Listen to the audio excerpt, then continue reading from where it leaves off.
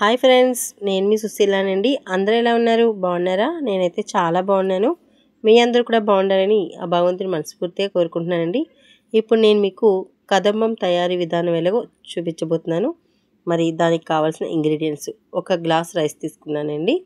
అదే గ్లాస్లో పావు వంతు కందిపప్పు కూడా తీసుకున్నాను. రెండు వేరువేరుగా మనం కడుక్కోవాలండి, ఎందుకంటే కలిపి అయితే కడగకూడదు. రెండు వేరువేరుగానే మనం వండుకోవాలి కాబట్టి.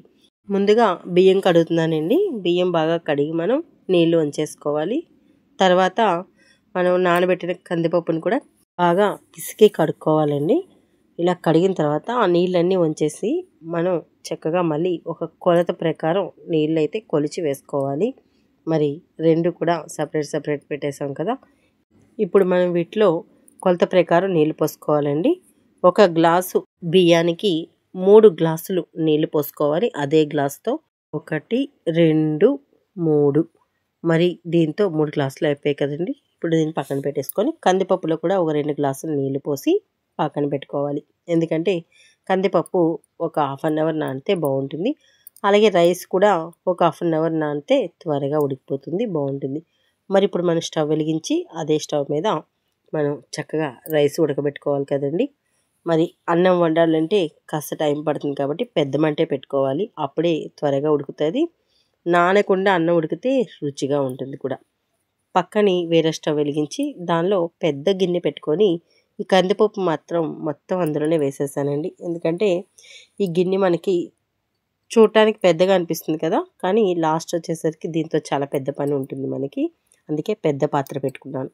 మరి నేనైతే ఎప్పుడు కూడా దేవుడికి వండే నైవేద్యాలు ఇత్తడి పాత్రల్లోని మాత్రమే వంట చేస్తానండి. మరి అయితే ఒక దాంట్లో రైస్ పెట్టాను, మరో దాంట్లో కందిపప్పు పెట్టాను. మనకి కావాల్సిన వెజిటేబుల్స్: బంగాళాదుంప, బీట్రూట్, క్యారెట్, పచ్చిమిరపకాయలు, టమాటా, ములక్కాడ, ఆనపకాయ, బీన్స్, వంకాయ, చిన్న అల్లం ముక్క, కొంచెం కొత్తిమీర, మరి కొంచెం కరివేపాకు. కరివేపాకు మా పెరట్లోంచి తీసుకొచ్చానండి. ఎంత ఫ్రెష్గా ఉందో కదా. మరి కొంచెం చింతపండు అండి. ఇది కొంచెం పెద్ద నిమ్మకాయ సైజ్ అంత చింతపండు అయితే సరిపోతుంది. ఇదిగో ఈ మాత్రం. దీన్ని బాగా కడిగి మనం కాస్త నానబెట్టుకుందాం. ఇప్పుడు మనం స్టవ్ వెలిగించి స్టవ్ మీద కళాయి పెట్టుకోవాలి. కళాయి వేడెక్కేలోపు మనం కావాల్సిన ఇంగ్రీడియంట్స్ అన్నీ కూడా తీసేసుకుందాం. అలాగే మరి ఈ పౌడర్ మాత్రం ఈ కదంబానికి చాలా ఇంపార్టెంట్ అండి. ముందుగా 1 టేబుల్ స్పూన్ వేరుశనగ పలుకులు, 1 టేబుల్ స్పూన్ పచ్చిశనగపప్పు, 1 టేబుల్ స్పూన్ పొట్టు మినపప్పు వేస్తున్నానండి. మామూలు కూడా వేసుకోవచ్చు. ఇవి 3 కూడా మనం చిన్న మంట మీద దోరగా వేపుకోవాలి. పౌడరు కాస్త ఎక్కువ తయారు చేసి పెట్టుకుంటే కూడా మంచిదేనండి. ఎందుకంటే ఎప్పుడైనా మనం సాంబార్ కానీ పప్పుచారు కానీ పెట్టుకున్నప్పుడు కాస్త అందులో వేసుకుంటే మంచి సువాసన వస్తుంది, మంచి టేస్ట్గా కూడా ఉంటుంది. మరి అయితే ఇది చక్కగా వేగుతున్నాయి, చూసారా? వేగిందో లేదో మీకు చూపిస్తున్నాను. ఇంకా వేగాలండి, ఎందుకంటే చిన్న మంట మీద కదా పెట్టాం. కొంచెం వేగడానికి అయితే చాలా టైం పడుతుంది. ఇవన్నీ కూడా వేగిన తర్వాత ఒక ప్లేట్లో వేసి చల్లార్చుకోవాలి. కాబట్టి వీటిని ప్లేట్లో వేసేస్తున్నానండి. మళ్ళీ అదే కళాయిని స్టవ్ మీద పెట్టి ఇందులో మనం మరికొన్ని ఇంగ్రీడియంట్స్ వేసుకోవాలి. 1 హాఫ్ టీ స్పూన్ మెంతులు, 1 హాఫ్ టీ స్పూన్ కాకుండా ఫుల్గా వేసుకోండి ఈసారి. ధనియాలు 2 స్పూన్లు వేస్తున్నానండి. అలాగే 1 స్పూన్ ఆవాలు వేసిన తర్వాత వీటిని కూడా దోరగా చిన్న మంట మీద వేపుకోవాలి బాగాను. ఇవి వేగుతుంటే వచ్చే స్మెల్ ఉంటుంది చూడండి, సూపర్గా ఉంటుందండి, చాలా బాగుంటుంది. ఇప్పుడు దీంట్లో 3 ఇలాచి, అలాగే ఒక 3-4 లవంగాలు, ఇవి కాస్త మనం అటు ఇటు వేయించుకొని దీనిలో కొంచెం 1 టేబుల్ స్పూన్ మిరియాలు వేసుకోవాలండి. ఇవి కూడా వేసి బాగా వేపుకోవాలి. మరి ఇవన్నీ కూడా చిన్న మంట మీదే వేయించుకుంటున్నప్పుడే కాస్త ఎండుమిరపకాయలు కూడా వేసుకోవాలి. ఒక 4-5 అయితే సరిపోతాయి. మరి ఇవి చిన్నగా ఉన్నాయని కాస్త 4 వేసాను. పెద్దవైతే మనం 3 వేసుకోవాలి. మరీ చిన్నవైతే ఒక 5 వేసుకోండి, సరిపోతుంది. మరి చూస్తున్నారు కదా, ఇవైతే ఊరికే ఇలా వేయంగానే అలా వేగిపోతాయి. కాబట్టి ఎండుమిరపకాయలని మనం లాస్ట్లో చివరిగా వేసుకోవాలి. ఇలా వేసి ఇవి కూడా దోరగా వేగి మంచి స్మెల్ వచ్చినప్పుడు తీసేసి అదే ప్లేట్లో వేసేసుకొని మళ్ళీ స్టవ్ మీద అదే కడాయి పెట్టుకొని మనం దీనిలో కాస్త ఇంగువండి, ఒక్క చిటికెడికి కొద్దిగా ఎక్కువ అనుకోండి, నేనైతే పావు టీ స్పూన్ వేసాను. ఈ మాత్రం వేసి దీన్ని కూడా ఒక్కసారి ఆ ఉత్తి కడాయి మీదే అలా వేపుకొని దీన్ని కూడా దాంట్లోనే వేసేసుకోవాలి ప్లేట్లోనే. మళ్ళీ అదే కడాయిని పెట్టుకొని దానిలో కాస్త పచ్చి కొబ్బరి ఉన్న వేసుకోవచ్చు, నేనైతే ఎండు కొబ్బరి వేసుకుంటున్నానండి, అది మన చాయిస్. మరి ఎండు కొబ్బరి కూడా గోల్డ్ కలర్ వచ్చే వరకు చిన్న మంట మీద వేపుకుంటూ ఉండాలన్నమాట, మాడకూడదు. అలాగని పెద్ద మంట పెడితే ఊరికే వేగిపోతాయి, బాగోదు. మరి ఎండు కొబ్బరి అంటే మరీ బాగా ఎండు కొబ్బరి కాదండి, షాపుల్లో దొరుకుతాయి చూసారా, అలాంటివి అనమాట, మనం ఎండు పెట్టుకునేవి కాదు. అలాగే పచ్చి కొబ్బరి కూడా ఇలాగే ఈ విధంగా వేపుకోవాలి. మరి ఇది బాగా వేగింది కదా, ఇలా వేగిన తర్వాత వీటిని కూడా చల్లార్చుకోవాలి. మరి బాగా వేగిపోయి మీకు చూపించాను కదా. ఈలోపు మనం చింతపండుని కాస్త నానబెట్టుకోవాలని చెప్పాను కదండి, ఇదిగో ఇలా ఈ మాత్రం నీళ్ళు వేసి బాగా నానబెట్టుకున్నాను. ఇప్పుడు మనం దీన్ని పక్కన పెట్టేసుకుందాం. మరి ఈలోపు మనం ఇవన్నీ కూడా చల్లారిపోయాయి కాబట్టి కాస్త ఒక మిక్సీలో వేసి పొడి తయారు చేసుకోవాలి. ఇప్పుడు చల్లారిపోయాయి కాబట్టి ఒక మిక్సీ గిన్నె తీసుకుందామండి. అందులో ఇవి కొంచెం కొంచెంగా వేసేసుకొని మనం ఆ మిక్సీ గిన్నెలో బాగా మిక్సీ పట్టుకొని మెత్తగా పౌడర్ చేసుకోవాలి. మరి ఇది మెత్తగా ఎందుకన్నానంటే బరగ్గా ఉంటే బాగోదు, కొంచెం మెత్తగానే చేసుకోండి. ఇప్పుడు మిక్సీ పెట్టేసి తీసుకొస్తాను. చూసారా, మిక్సీ పట్టేశారండి. ఇదిగో చూసారా ఎంత మెత్తగా ఆడాను. మరి దీన్ని మనం పక్కన పెట్టేసుకుందాం. స్టవ్ మీద పెట్టిన అన్నం ఉడికిందో లేదో ఒకసారి చూసుకుందాం రండి. ఇదిగో అన్నం అయితే ఉడుకుతూ ఉంది. మరి పెద్ద మంట పెట్టాం కాబట్టి కుతకుతలాడుతూ త్వరగా ఉడికిపోతుంది. అలాగే కందిపప్పు కూడా ఉడికిందో లేదో చూశాను, ఇంకా ఉడకలేదండి, కొంచెం టైం పడుతుంది. మరి అన్నం అయితే ఉడుకుతుంది కాబట్టి కాస్త 2 వంతులు ఉడికిన తర్వాత చిన్న మంట పెట్టుకొని మూత పెట్టేద్దాం. కందిపప్పు కూడా ఉడికిపోయింది, పర్వాలేదు. ఇలా మెత్తగా ఉడికిన తర్వాత దీన్ని మనం కాస్త చక్కగా మెదుపుకోవాలండి. మరి మనం ఆల్రెడీ కట్ చేసి పెట్టుకున్న కూరగాయలు కూడా చూపిస్తున్నాను. వంకాయ, ఆనపకాయ, బీట్రూట్, క్యారెట్, చిన్న చిన్న అల్లం ముక్కలు, అలాగే బంగాళాదుంప, ఇంకా టమాటాలు, అలాగే మునక్కాళ్ళు, బీన్సు, కరివేపాకు, కొత్తిమీర, పచ్చిమిరపకాయలు, ఇవన్నీ కూడా మనం చక్కగా కట్ చేసి పెట్టుకున్నాం కదా. మరి మనం ఆల్రెడీ స్టవ్ మీద ఉడికిపోయిన కందిపప్పులో ఇవన్నీ కూడా ఒకటొకటిగా వేసేసుకుందాం. ముందు మనకి త్వరగా ఉడకలేని ఐటమ్స్ ఏమి ఉన్నాయో అవి వేసుకోవాలి. క్యారెట్, బీట్రూట్, బంగాళాదుంప ఉడకడానికి టైం పడుతుంది కాబట్టి వీటిని అయితే మనం ముందుగా వేసేసుకొని జస్ట్ ఒక 10 నిమిషాలు ఒక ఉడికిన తర్వాత మిగిలిన వెజిటేబుల్స్ కూడా వేసేసుకోవాలండి. మరి అయితే చూడండి అన్నీ వేసేస్తున్నాను మిగిలినవి కూడా. మరి ఇవన్నీ కూడా ఉడకడానికి కొంచెం టైం పడుతుంది కాబట్టి ఒక 10 నిమిషాలు మనం వీటిని వేసిన తర్వాత మూత పెట్టేయాలండి. అప్పుడే కొంచెం త్వరగా ఉడుకుతాయి అన్నమాట. ఎందుకంటే మనం ఇవి ఉడికిన తర్వాతే చింతపండు వేసుకోవాలి. మరి వెజిటేబుల్స్ని వేసేసానండి. మరి మనకి ఈ వెజిటేబుల్స్ ఎక్కువ కావాలనుకుంటే ఇంకా ఎక్కువ కూడా చాలామంది వేసుకుంటారు. నేనైతే ఈ మాత్రం సరిపోతాయని వేసుకున్నాను. ఇందులోనే కరివేపాకు, కొత్తిమీర కూడా కొంచెం వేసుకోవాలి, కొంచెం అట్టే పెట్టుకోండి, తర్వాతకు మళ్ళీ అవసరం అవుతాయి. మరి ఈలోపు మనం ఈ ముక్కలు ఉడుకుతూ ఉంటాయి కదా, చింతపండుని కూడా బాగా పిసికి దాని యొక్క రసం తీసి పక్కన పెట్టుకోండి. ఇది చింతపండు జ్యూస్ పక్కన పెట్టుకుంటే ఇప్పుడు మనం ముక్కలు ఉడికాయో లేదో చూసుకుందామండి. ఈ సాంబార్లోవి కాస్త ఉడికాయి కాబట్టి దీనిలో మనం చింతపండు రసం కూడా వేసేసుకోవాలి. ఈ చింతపండు జ్యూస్ మొత్తం కూడా ఇందులో వేసి అప్పుడు దాన్ని మనం ఇంకొక ఉడికిస్తే మంచి స్మెల్ వస్తుందండి.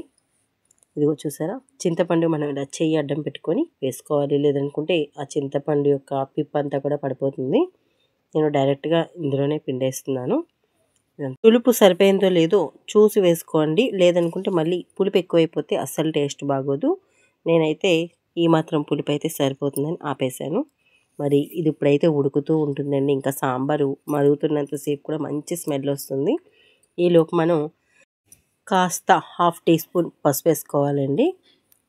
పసుపు కలరు ప్లస్ ఆరోగ్యం కూడా కాబట్టి ఇది కూడా వేసి బాగా కలుపుకోండి. ముక్కలైతే ఉడకడానికి ఇంకా టైం పడుతుంది కాబట్టి మనం ఈ కదంబానికి ఈ ముక్కలు ఇన్ని ఎందుకు వేసుకోవాలంటే మనం తినేటప్పుడు పంటికి ముక్కలు తగులుతుంటే చాలా బాగుంటాయి. అలాగే రుచికి సరిపడా ఉప్పు వేసుకోవాలండి. నేనైతే 2 స్పూన్లు కల్లుప్పు వేసానండి. మరి ఇప్పుడు మనం ఆల్రెడీ తయారు చేసి పెట్టుకున్న పొడిని దీనిలో వేసుకోవాలి. దాన్ని మనం ఎలా చేసుకోవాలో చూపిస్తానండి.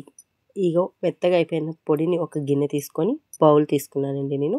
ఇందులో 2 స్పూన్లు కానీ 3 స్పూన్లు కానీ, ఎక్కువ తినేవాళ్ళు 3 వేసుకోండి, తక్కువ ఇంట్రెస్ట్ ఉన్నవాళ్ళు 2 స్పూన్లు వేసుకోండి. నేనైతే ఒక 3 స్పూన్ల దాకా వేసి దీన్ని కాస్త వాటర్ వేసి కలుపుతున్నానండి. డైరెక్ట్గా మనం ఈ సాంబార్ పొడిని తీసుకెళ్ళి అందులో వేసేసామనుకోండి ఉండలు కట్టేస్తుంది. కాబట్టి ఒక బౌల్లో కాస్త నీళ్లు వేసి ఇలా కలిపిన తర్వాత దాన్ని మనం సాంబార్లో వేయాలండి. ఇదిగో చూసారా, సాంబార్ అయితే బాగా మరిగిపోతుంది, చక్కగా లాస్ట్కి వచ్చేసింది. దించే ముందు ఈ యొక్క మనం కలిపిన పొడిని వేసుకోవాలి.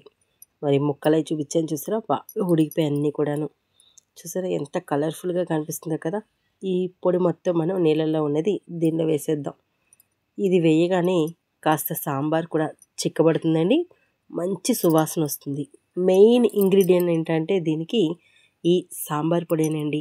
మరి ఈ పొడిని తయారు చేసుకోవడం కూడా మీరు చూసారు కదా. మిగిలితే కాస్త అట్టే పెట్టుకోండి, తర్వాత ఎప్పుడైనా మనం సాంబార్ పెట్టుకున్నప్పుడు కాస్త వేసుకుంటే చాలా బాగుంటుంది. మరి ఇది మరగడానికి కొంచెం టైం పడుతుంది కదా. ఈలోపు మనం ఈ కదంబం ఇన్ని ముక్కలతో తింటే ఆ రుచే వేరండి, ఆ టేస్టే వేరు, అసలు మాటల్లో చెప్పక్కర్లేదు. ఇంకా ఇంట్రెస్ట్ ఉన్న వాళ్ళు గుమ్మడికాయ ముక్కలని చాలా రకాల వెజిటేబుల్స్ వేసుకుంటారు. చివరికి వచ్చేసింది కాబట్టి దీనిలో కాస్త మనం కొత్తిమీర, కరివేపాకు ఇందాక మనం పక్కన పెట్టుకున్నాం కదా వాటిని కూడా వేసేసి కాస్త స్టవ్ ఆఫ్ చేసేసుకొని మూత పెట్టేద్దాం. దించే ముందు కాస్త పచ్చి ఆయిల్ కూడా వేసుకోండి. ఈ ఆయిల్ వేయడం వల్ల మనకి టేస్ట్, ఫ్లేవర్ కూడా చాలా బాగుంటుంది. ఈ ఆయిల్ వేసి ఒక్కసారి ఇట్లా కలిపేసి దీన్ని మనం చూడండి ఎంత నీట్గా కనిపిస్తుందో, పక్కన పెట్టేసుకుందాం. కొత్తలాడిపోతుంది కదా, అంటే ఇంకా చివరికి వచ్చేసింది. కాస్త నెయ్యి కూడా వేస్తున్నానండి. నేనైతే ఎక్కువ ఆవు నెయ్యి వాడతాను. స్టవ్ కట్టేసి దీన్ని మనం పక్కకు దించేసుకుందాం. ఇప్పుడు అదే స్టవ్ మీద మనం కడాయి పెట్టుకొని కాస్త నెయ్యి పోసుకోవాలండి. కొంచెం ఎక్కువే వేసుకోండి. కాస్త నేనైతే ఆవు నెయ్యి చెప్పాను కదా, ఎల్లో కలర్లో ఉంటుంది చూసారా మా నెయ్యి, నేనే సొంతంగా తయారు చేసుకుంటానండి.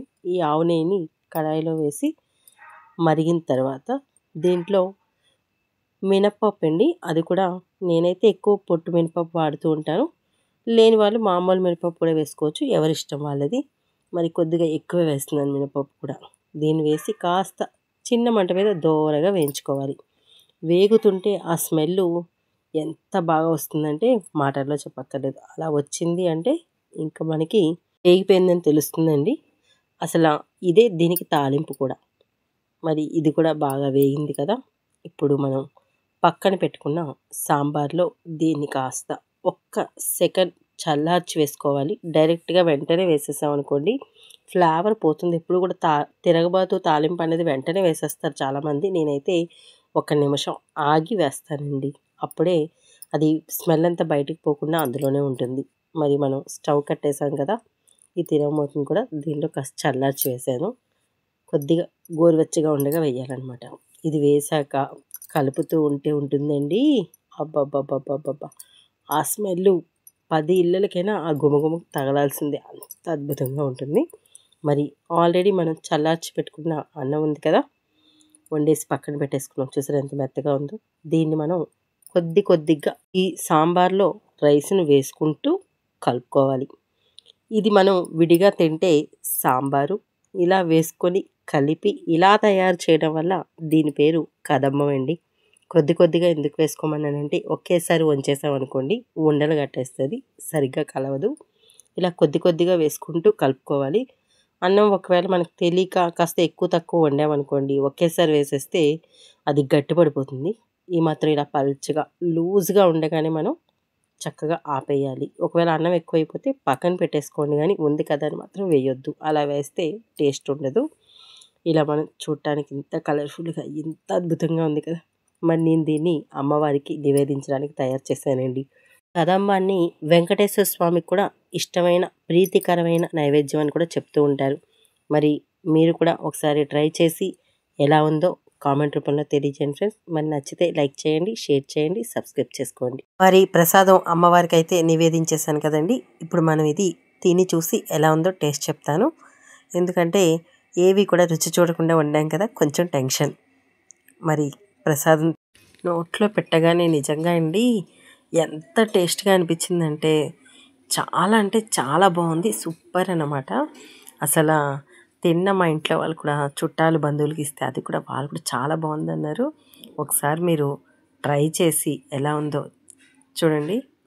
అసలు తిన్న కొద్దీ తినాలనిపిస్తుంది అన్నమాట. నాకైతే అంత ఇష్టం, చాలా అంటే చాలా బాగుంది. మరి అలాగే ఫస్ట్ టైం నా వీడియో చూసేటట్టయితే పక్కనున్న బెల్ సింబల్ని కూడా నొక్కండి.